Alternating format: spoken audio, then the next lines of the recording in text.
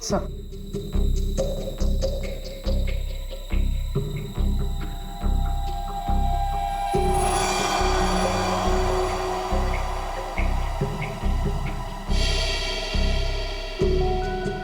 आप ठीक कह रहे थे सर। सर ये तो बिल्डिंग का ग्राउंड प्लान है। लेकिन सर ये बिल्डिंग कौन सी है? नाम तो दिख नहीं रहा है। ये प्लान हमें मनोज के पास से मिला सर, और वो किसी बहाने से उस हॉस्पिटल में रह रहा था। तो कहीं ऐसा तो नहीं कि नक्शा उसी हॉस्पिटल का? देख के तो ऐसे ही लगता है। बस अब पता करना है कि मनोज ने इस नक्शे को इतने संभाल के क्यों रखा। बहुत दिनों से मेरी बीमारी का इलाज चल रहा है। इलाज में बहुत ज्यादा पैसे खर्च होते हैं। अब इतना खर्चा हम जैसे गरीब इंसान के बस की तो बात नहीं है। इसलिए रोहन बहुत चिड़चिड़े हो गए थे। लेकिन फिर अचानक से रोहन के पास कहीं से बहुत सारे पैसे आ गए थे। तो आपने कभी पूछा नहीं उनसे कि इतने सारे पैसे कहाँ से आए उसके पास? मैंने पूछा, लेकिन हर बार वो बात को टाल देते। सर ये इतनी सारी दवाइयां अंदर छुपा कर रखी गई थी।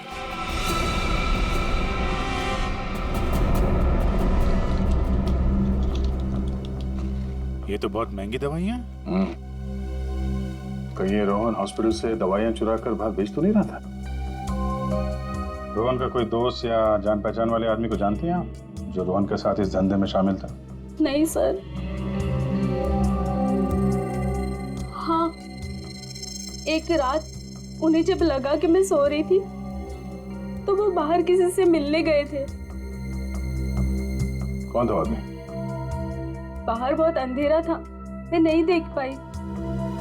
लेकिन ना रोहन उन्हें बार बार सर कह के पुकार रहे थे। सर? कुछ और कुछ याद आता है उस आदमी के बारे में? कोई भी बात? वो आदमी ना लंगड़ा के चल रहा था। लंगड़ा के चल रहा था? रोहन उस आदमी को सर बुला रहा था। इसका मतलब वो रोहन का कोई सीनियर होगा हॉस्पिटल में।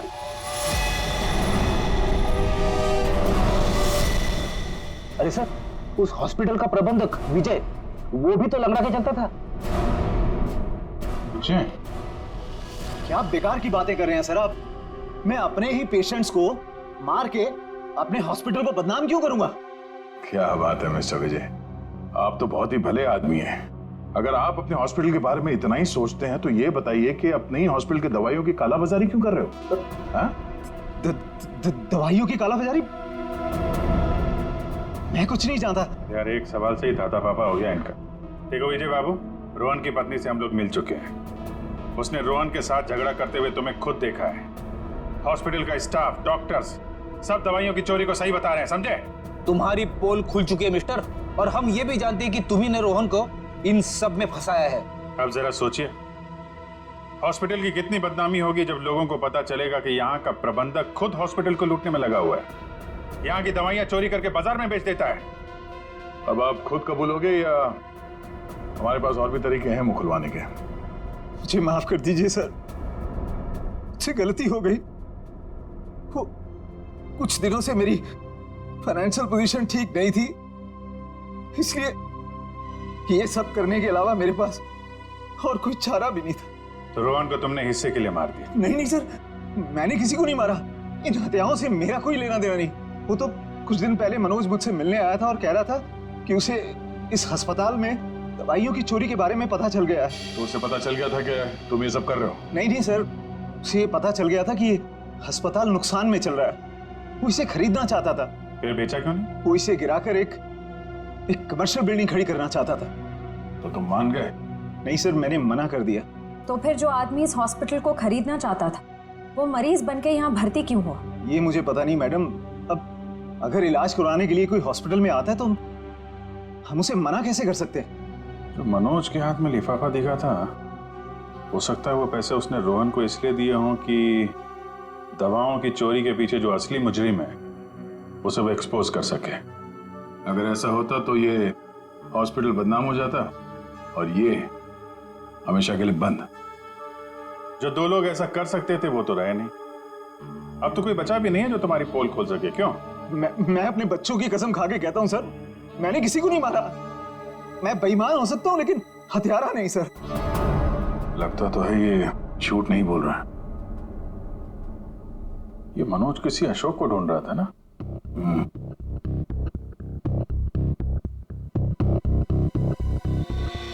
इस आदमी को पहचानते हो? मैंने इसे देखा है कहीं। अरे हाँ, ये तो समीरा का दूसरा पति है। कुछ दिन पहले हॉस्पिटल में आके इसने हंगामा किया था और सिक्योरिटी को बुलाकर इसे बाहर निकलवाना पड़ा था। समीरा? अरे सर, ये वही औरत थी जो बार बार आत्मा का नाम लेके सबको डरा रही थी। अच्छा, सबको डरा रही थी। इस समीरा जी से मिलना होगा।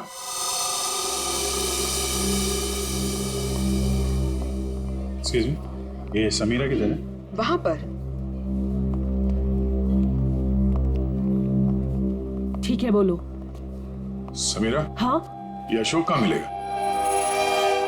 मुझे नहीं पता। जब से उस सरफिरा आदमी ने यहाँ कर हंगामा किया है, मैंने उससे बात नहीं की है। तुम्हारा पति है ना? था, फिर जब से मुझे पता चला कि वो एक अपराधी है, मैंने उसे छोड़ दिया। हम लोग अशोक को ढूंढ रहे हैं और पता नहीं वो कहाँ जाके छुप के बैठा है। आप हमें इसके बारे में कुछ बता सकती हैं? ऐसा कुछ जो हम उसके बारे में नहीं जानते हैं। हॉस्पिटल में जब मैं इंटर्न थी तब उसका व्यवहार कुछ और था, और शादी के। क्या मतलब? अशोक यहाँ काम करता था? यहाँ नहीं, इससे पहले यहाँ एक और हॉस्पिटल हुआ करता था जो जलकर राख हो गया। हम दोनों वहाँ काम किया करते थे। समीरा, ये मनोज अशोक को ढूंढ रहा था, तो क्या मनोज ने कभी तुमसे मिलने की कोशिश की? अशोक और मनोज अच्छे दोस्त हुआ करते थे। एक दिन मनोज अशोक को ढूंढता हुआ मेरे पास आया और कहने लगा कि उसका कुछ सामान उसके यहाँ पड़ा हुआ है जो मैं आकर ले लूं। जब मैंने मना किया तो मुझ में गुस्सा हो गया और कहने लगा अशोक ने जेल जाने से पहले किसी केटू के बारे में बताया था। ये केटू क्या है? मुझे नहीं पता। ये केटू कहीं सुना है। अरे हाँ, वो कुछ साल पहले वो जेडी ज्वेलर्स के यहाँ हीरो की चोरी हुई थी ना, बहुत सुर्खियों में थी खबर। उसमें से एक हीरे का नाम था केटू। हाँ सर, केटू हीरा। मुझे याद है सर, ये खबर तो हर न्यूज चैनल पे थी और मीडिया वालों ने इसका नाम केटू केस रखा था। और ना तो उन चोरी हुए हीरों का कुछ पता चला और ना ही उन चोरों का। तो कहीं अशोक और मनोज, इन लोगों ने तो नहीं उड़ा दिया हीरा? हो सकता है अशोक ने चोरी के हीरे कहीं छुपा के रख दिए होंगे और उसके बाद किसी और केस में पकड़ा गया होगा और मनोज को वो हीरे नहीं मिले। और वो जो मनोज के पास से जो नक्शा मिला था ना, वो जरूर इस पुराने हॉस्पिटल का ही होगा। और सर, इसीलिए हमें इसका कोई रिकॉर्ड नहीं मिला क्योंकि अब वो हॉस्पिटल है ही नहीं। और शायद अशोक ने वो हीरा किसी हॉस्पिटल में छुपा दिया होगा। और इसलिए मनोज इस हॉस्पिटल को खरीदना चाहता था और जब ऐसा नहीं हुआ तब वो इस हॉस्पिटल में पेशेंट बनकर आया हीरे को ढूंढने के लिए। और किसी को इस बात की भनक लग गई और उसने मनोज को मार दिया।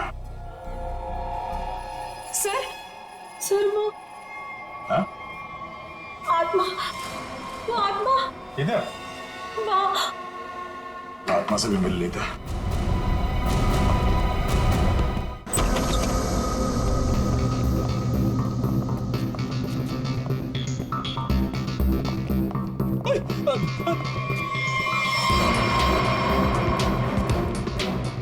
सर, यहाँ तो रास्ता बंद है। गई कहाँ वो? आत्मा कहीं भी जा सकती है, कहीं भी आ सकती है।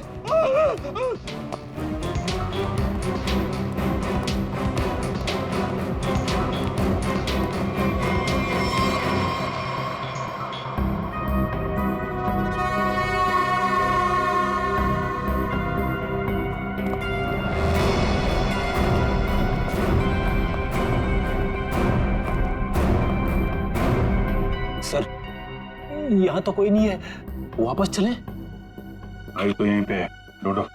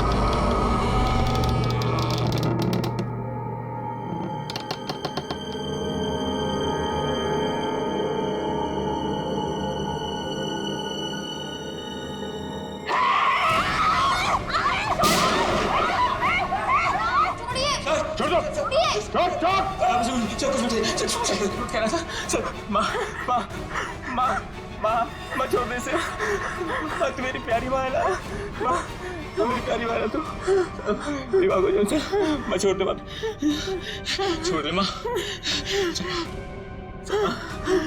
माँ प्लीज, माँ प्लीज प्लीज बैठा, प्लीज बैठा, प्यारी माँ है, प्लीज बैठना।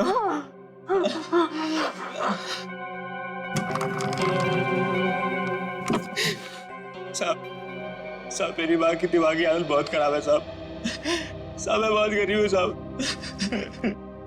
मेरे पास इतने पैसे भी नहीं है कि अपनी माँ का इलाज करा सकता था साहब, इसलिए मैंने इसे यहाँ पे छुपा के रखा साहब, जब ये 2-3 बार यहाँ से छूट के भाग गई तो लोगों ने इसे आत्मा समझा साहब। चलो सर, एक बात तो पक्की हो गई, यहाँ पे कोई आत्मा नहीं है साहब, प्लीज मेरी माँ को माफ कर दो साहब, इसकी कोई गलती नहीं है साहब। मैं मानता हूँ कि साहब मेरी माँ को ना दौरे आते हैं, पर ये साहब किसी का खून नहीं कर सकती साहब। ठीक है, तुम परेशान मत हो, तुम्हारी माँ की देखभाल का बंदोबस्त हम लोग करेंगे, ठीक है साहब? मैं आपका ये एहसान कभी नहीं भूलूंगा साहब। नहीं, एहसान की बात नहीं है, ये तो हमारा फर्ज है, और हो सके तो तुम भी किसी की मदद कर देना। सर लेकिन अब तक हमें खूनी का पता नहीं चल पाया है। वो खूनी भी यही होगा, और लूट का माल भी यहीं कहीं छुपा के रखा होगा। वो लूट का माल? वो कुछ देर पहले मैंने ना वो खोदने की आवाज सुनी थी साहब। कहाँ पे?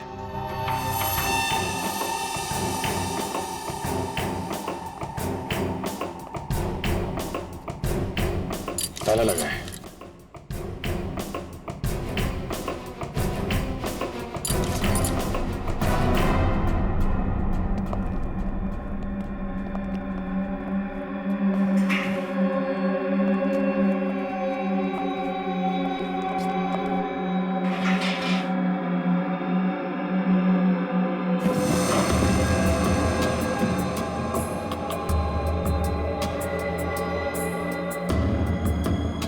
यहाँ पे कुछ है?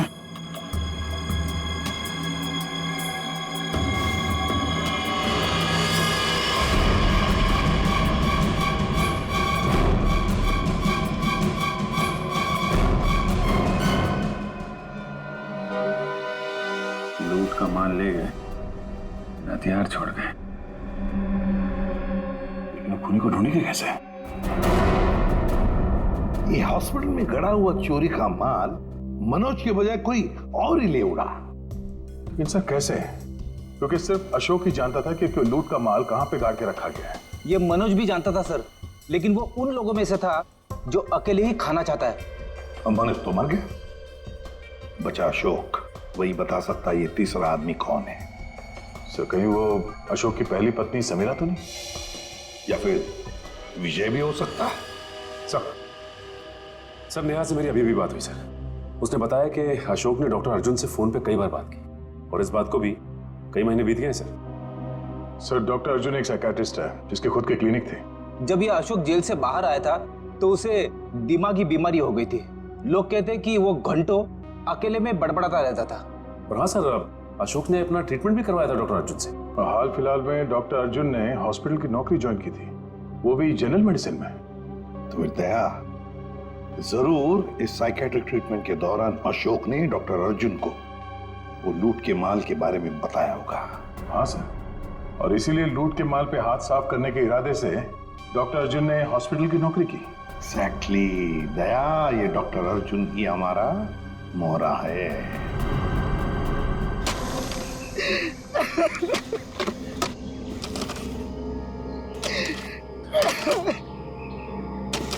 तुम ऐसा क्यों कर रहे हो मेरे साथ? मुझे प्लीज जाने दो। तुझे जाने दूं? तू ही तो वो बलि का बकरा है जो मुझे जेल से बचाएगा, और मैं तुझे ही जाने दूं?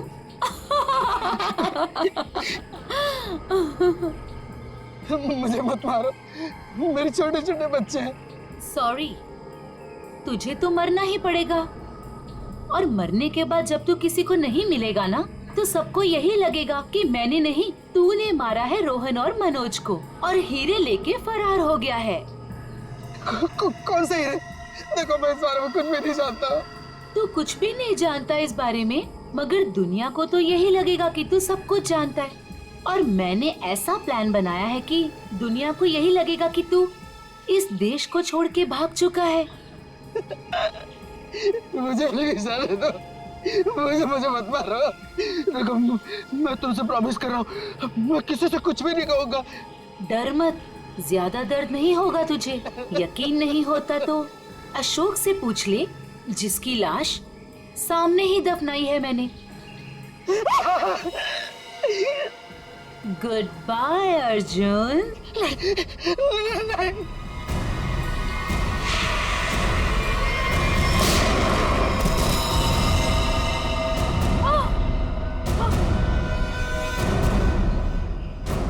सीआईडी?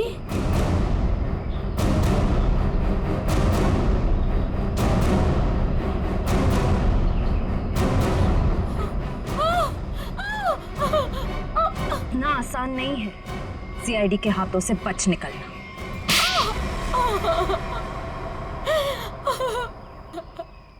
तुम्हें अशोक ने चुराए हुए हीरों के बारे में पता कैसे चला? सर, अशोक जेल से छूटने के बाद मुझसे मिला था और वो बहुत अकेला और बहुत परेशान था सर। और सर, वो मुझसे प्यार भी करने लगा था और मेरे लिए वो अपने आप को सुधारना भी चाहता था। अशोक को मैं पहले से जानती थी और वो मुझसे प्यार भी करता था। और एक दिन नशे की हालत में मुझे उसने उन हीरो के बारे में बताया। और तुम्हारे मन में हीरो का लालच आ गया, क्यों? हाँ सर, उन हीरो को बेच के मैं अपने सारे सपने पूरे करना चाहती थी। लेकिन इसके लिए अशोक को क्यों मार दिया तुमने? सर, मैं डर गई थी। मुझे ऐसा लगा कि शायद वो नशे की हालत में किसी और को ना बता दे हीरे के बारे में। और इसके लिए तुमने रघु की बीमार माँ का फायदा उठाया। लोगों को लगा कि ये सारे खून उस आत्मा ने किए। हाँ सर। डॉक्टर विजय और रोहन दवाइयों की कालाबाजारी करते थे, इसके बारे में तुम्हें पता चल गया था, इसलिए रोहन को मारने से सारा शक डॉक्टर विजय पे जाता। हाँ? मोहरे तो अच्छे बिछाए थे और चाल भी अच्छी चली थी, लेकिन मगर आप लोगों ने आके यहाँ पे मेरा सारा खेल बिगाड़ दिया। अशोक तुम्हारे प्यार के लिए सुधरना चाहता था और तुमने हीरों के लिए उसे ही जान से मार दिया। पैसों के लालच में आकर तुमने 3-3 लोगों का खून किया है। फांसी होगी तुम्हें, फांसी।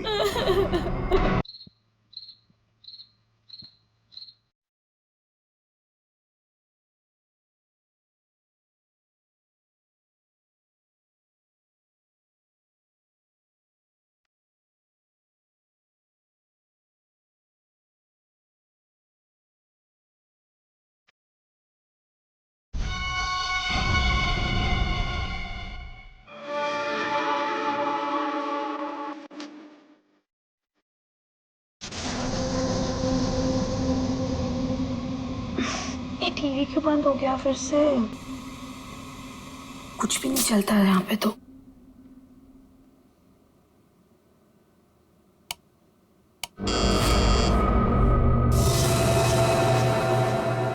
Nurse, nurse, nurse, nurse, nurse देखो ना, मेरा टीवी काम नहीं कर रहा है फिर से।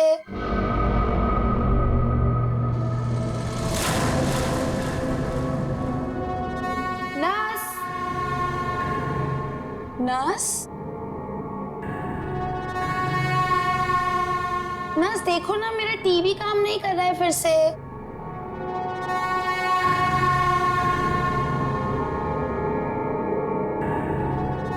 कौन है? नर्स, अरे रुको रुको, कौन है वहां पर? अरे रुको, रुको तो जरा।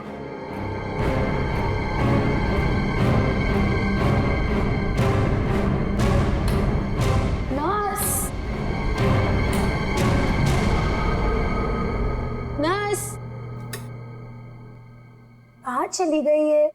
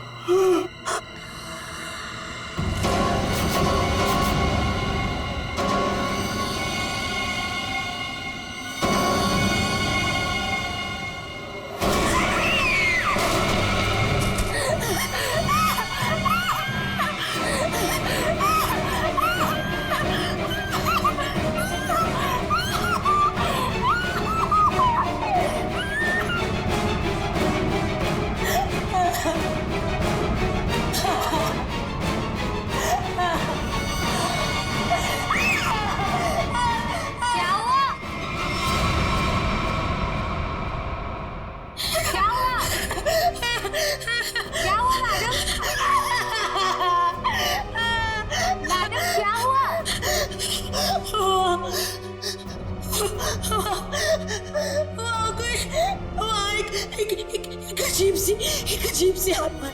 हाँ, कोई नहीं है मैडम। इस फ्लोर पे आपके अलावा और कोई नहीं है। एक अजीब सी औरत। रुकिए, मैं देकर आती हूँ।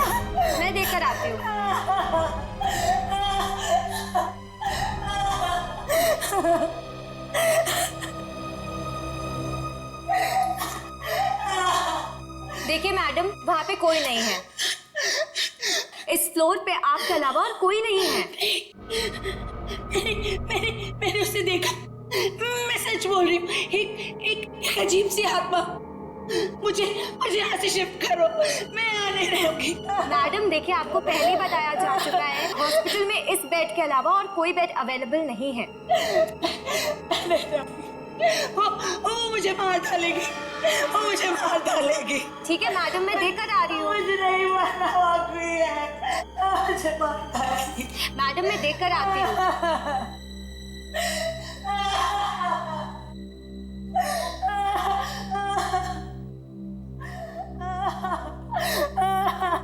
कौन है? कोई है?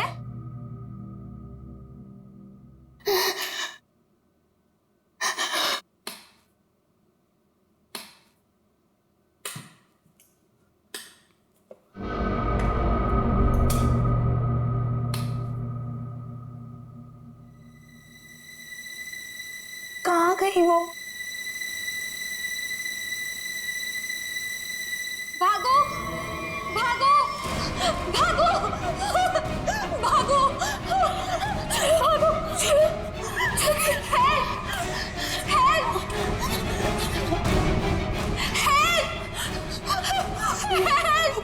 चलो मुझे मरना नहीं है।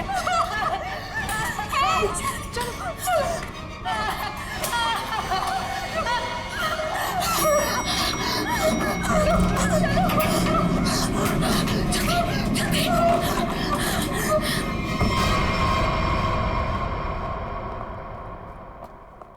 अरे हटिए हटिए आप लोग। अरे सीमा, क्या हुआ?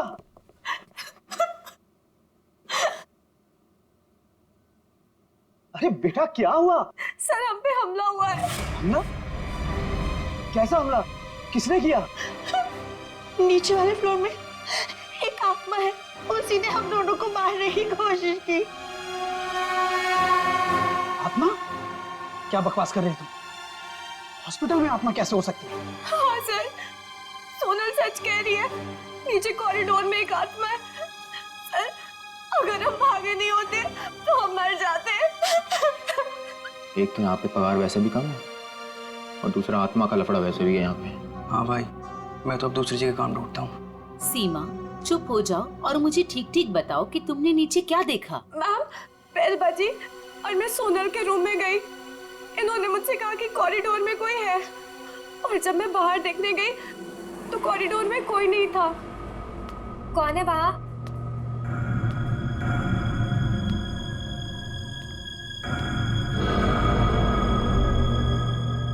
कोई है?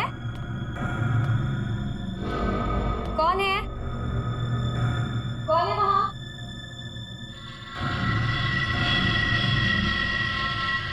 कौन है? कोई है?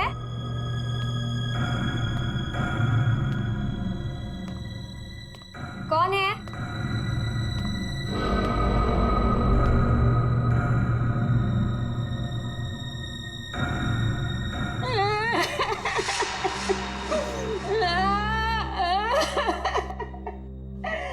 क्यों रो रहे हैं आप?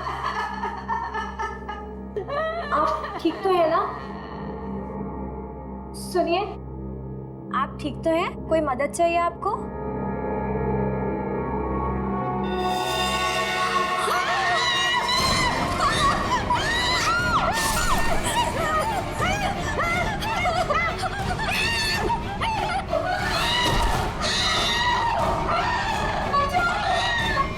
सर आइए। सर, वो 11 नंबर कमरे के सामने ही उस आत्मा ने मेरे ऊपर हमला किया था। सर, मैं नहीं जाऊंगी वहां।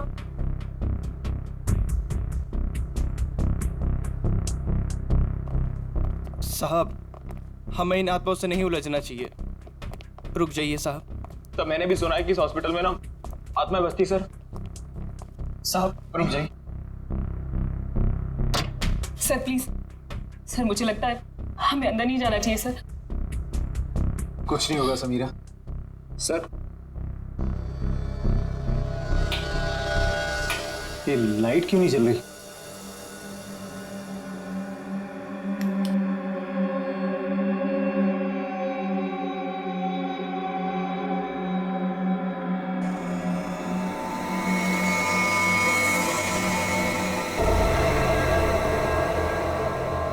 लगता बेड पे कोई है। सर प्लीज मत जाइए। Sir please. साहब सर सर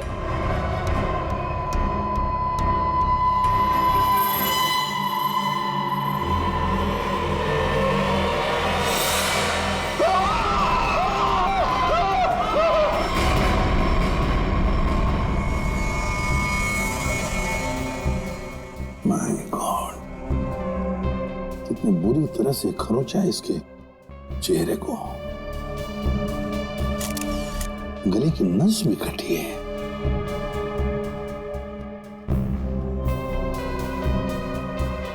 समझ में नहीं आ रहा। क्या सर? पूर्वी, गले की नस जब कटती है तो कितना खून बहता है पता है ना? यहां देखो, इसके गले की नस कटी है लेकिन खून सिर्फ गले के उधर है, इस शर्ट के आसपास, और बस सिर्फ इस बेडशीट पर। ये कैसे हो सकता है? अरे अपने आप को बचाने के लिए वो यहां से वहां इधर से उधर भागा होगा ना, तो खून आसपास तो गिरना ही चाहिए, या तो कुछ भी नहीं है। सर कहीं ऐसा तो नहीं कि ये जब इसकी मौत हुई तो ये बेहोश पड़ा था? सर या फिर इसे कहीं और मारकर बॉडी यहाँ पर छुपा दी हो। नहीं, कुछ न कुछ तो गड़बड़ जरूर है, कुछ न कुछ तो गड़बड़ जरूर है। देखते हैं।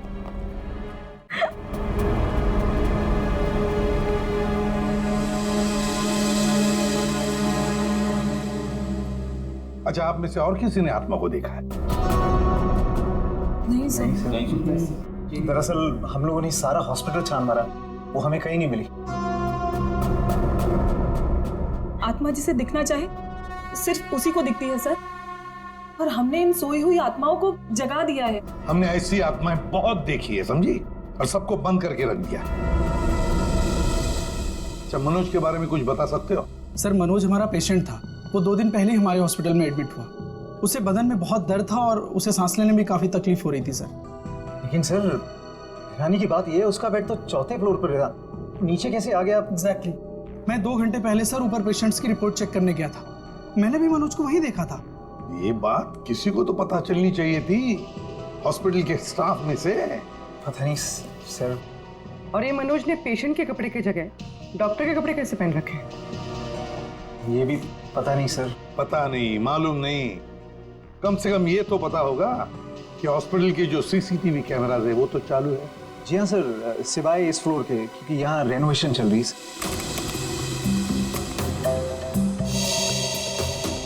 सर ये है मनोज का रूम, कॉरिडोर का आखिरी कमरा, रूम नंबर 404। अच्छा,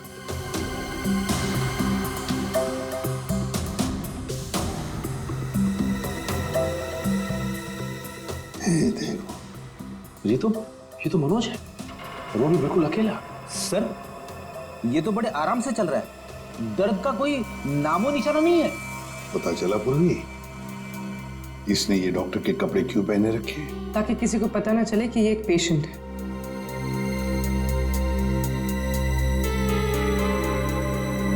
सर इसने कुछ छुपा कर रखा है। रुको, लिफाफे जैसी चीज है। क्या लेके जा रहा है वो इस लिफाफे में? मीरा, अब 3rd फ्लोर वाला फुटेज दिखाओ जरा। Yes sir.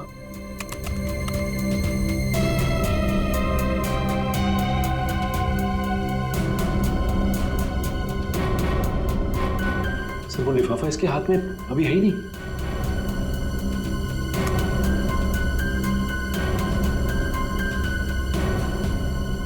हो सकता है उस लिफाफे में? क्या हुआ सालुंखे? आसमान गिर गया जो इतनी जल्दी बुला लिया? हाँ बॉस, समझो कि आसमान ही गिर गया है। क्या मतलब? मतलब ये कि इस आदमी की मौत इन घावों की वजह से नहीं हुई।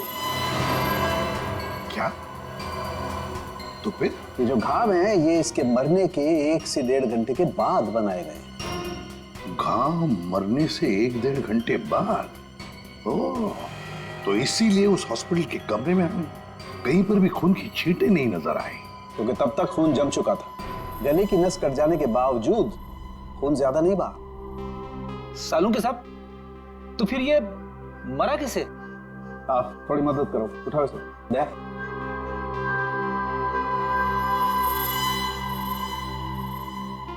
बस ये देखो, इंजेक्शन का मार्क।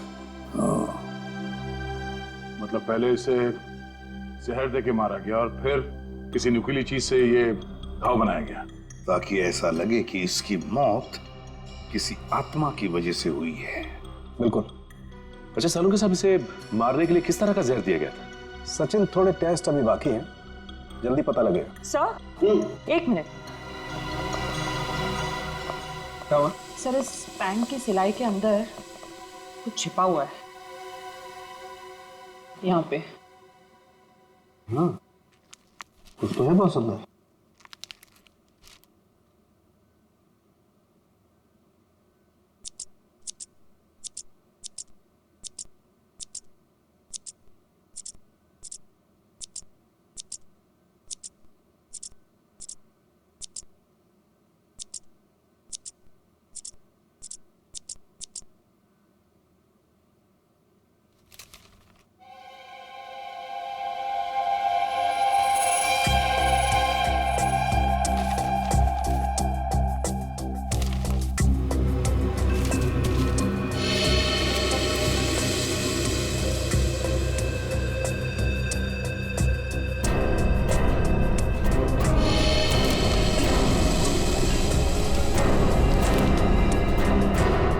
कोरा कागज है। लेकिन सर, कोई क्यों इतनी मेहनत करके ऐसा पेपर अपने पैंट में छुपा कर रखेगा जिसमें कुछ भी ना हो?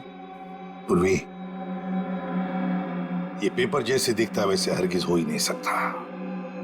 जरूर इस पेपर के अंदर कोई ऐसी कीमती चीज छुपी है जो इस मनोज की जिंदगी पे भारी पड़ गई। सर, मनोज की कार के जीपीएस सिस्टम को चेक करने से पता चला कि आज से 5 दिन पहले वो 6 घंटा अपनी गाड़ी चलाकर चिन्नौर शहर गया था। तो जो इंसान बदन दर्द की वजह से ठीक से चल फिर नहीं पा रहा हो, वो 6 घंटे तक गाड़ी चलाकर शहर से इतनी दूर क्यों जाएगा?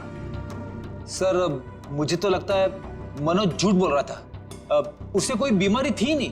लेकिन फ्रेडी, हॉस्पिटल कोई घूमने फिरने की, आराम करने की जगह तो है नहीं कि ऐसे कोई जाके वहां पे भर्ती हो जाए। तो जरूर किसी मकसद से ही भर्ती हो गया हॉस्पिटल में। सर, इस 1 नंबर पर मनोज ने पिछले 15 दिनों में 50 से भी ज्यादा बार कॉल किया। अच्छा, किसका नंबर है ये? सर, ये नंबर चिन्नूर में रहने वाली किसी नेहा का है। चिन्नूर? नेहा? तो फिर जरूर ये मनोज नेहा से मिलने गया होगा चिन्नूर में। हम भी मिल लेते हैं नेहा को। 1 मिनट सर। नेहा का मोबाइल यहीं कहीं आसपास दिखा रहा है।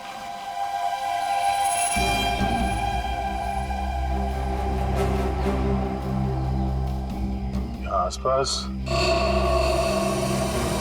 गाड़ी के अलावा तो कुछ भी नहीं है। क्या वो इसी गाड़ी में तो नहीं है? पर सर, वो ऐसे वीराने में क्या करने आई होगी? चेक कर लो कार को जरा।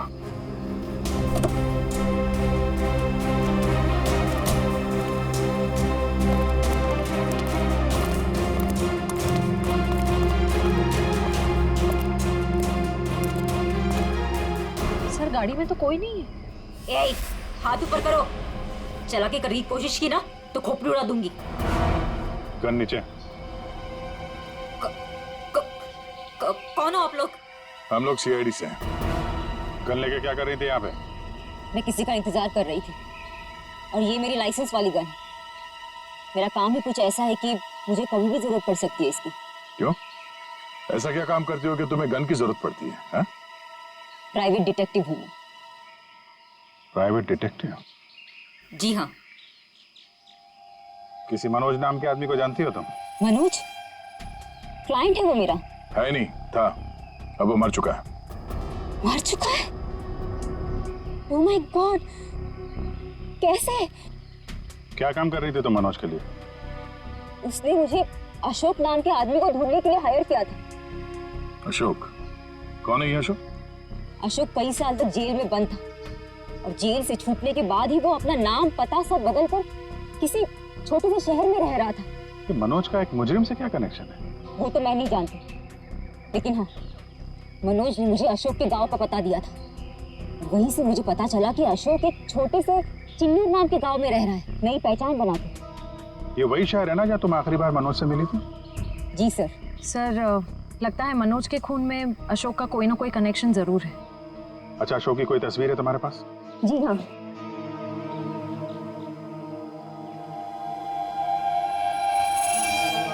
मनोज के मर्डर केस में हमें इसकी तलाश है। एक बार तुम इसे ढूंढ चुकी हो, इसे ढूंढने में हमारी मदद करोगे तुम? बिल्कुल सर, सीआईडी की हेल्प करने में मुझे बहुत खुशी होगी। 32 मिखिलेश के, 33 सुभद्रा डी, 34 सुपेश सी, ठीक है, 35 मानव डी। क्या जिंदगी है यार, मुर्दों के साथ रात गुजारनी पड़ती है। अरे ये 37 नंबर कहाँ गया? कहाँ चला गया यार? लाश है। हो सकता है कोई रिश्तेदार लेकर गया हो। कोई रिश्तेदार लेके गया हो तो कम से कम इसमें एंट्री तो होती रजिस्टर में। मुझे लगता है हमें किसी को बताना चाहिए। इस जगह में कुछ तो है, इस हॉस्पिटल में कुछ है। अरे ये क्या हो रहा है? अब ये क्या होने लग गया? रोहन भाग, मेरी बात मान, भाग यहाँ से। आजा, भाग जा। संजय, संजय, संजय, संजय, संजय, संजय, संजय।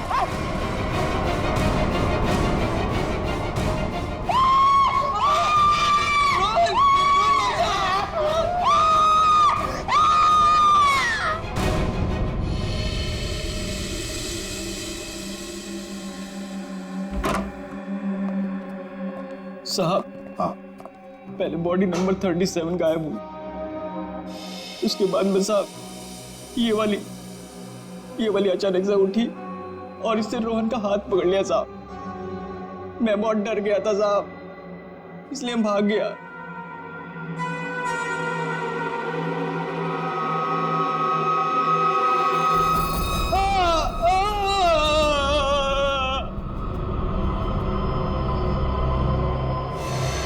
सर, करोज के निशान तो बिल्कुल मनोज जैसे।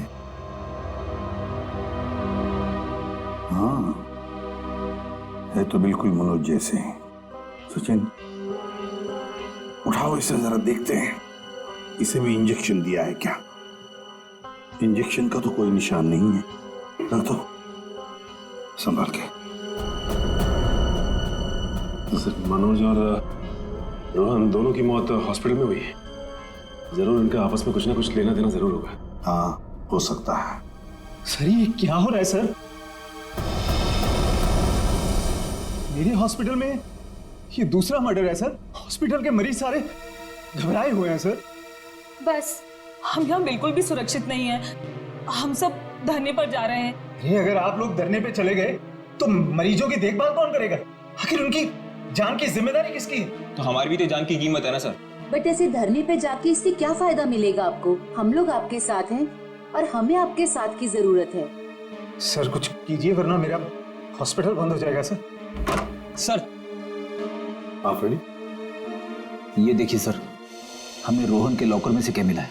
ये सारा पैसा लॉकर में पीछे की तरफ छुपा के रखा हुआ था।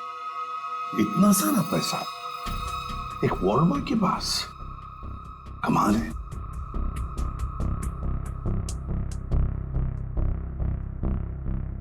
आप में से कोई जानता है इस पैसे के बारे में? नहीं सर, हमें कुछ नहीं पता। किसी को भी नहीं पता? नहीं सर। सर, ये रोहन जरूर किसी गलत काम में इन्वॉल्व होगा और शायद इसी वजह से इसकी मौत हुई हो। हाँ, हो सकता है।